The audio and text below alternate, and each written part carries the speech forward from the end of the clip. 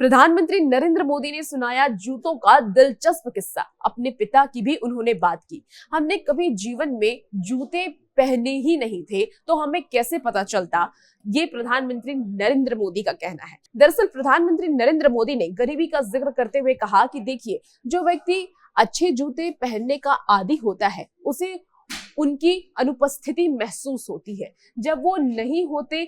लेकिन हमारे लिए, हमने कभी जीवन में जूते पहने ही नहीं थे तो हमें कैसे पता चलता कि जूते पहनना कोई बड़ी बात है। हम तुलना करने की स्थिति में नहीं थे, यही हमारा जीवन था।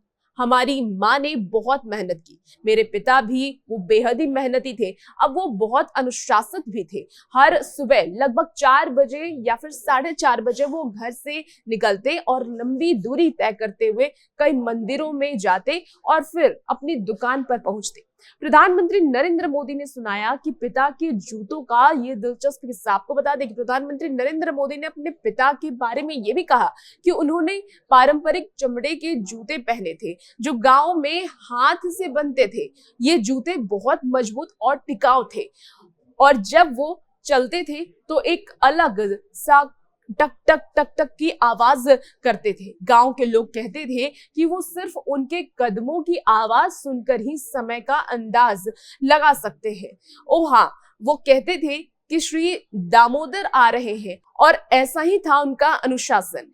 वह रात देर तक बिना थके काम करते रहते थे। हमारी माँ भी यह सुनिश्चित करती थी कि हमें कभी भी हमारी परिस्थितियों का संघर्ष महसूस न हो, लेकिन फिर भी इन कठिन परिस्थितियों का हमारे मन पर कभी कोई असर नहीं पड़ा।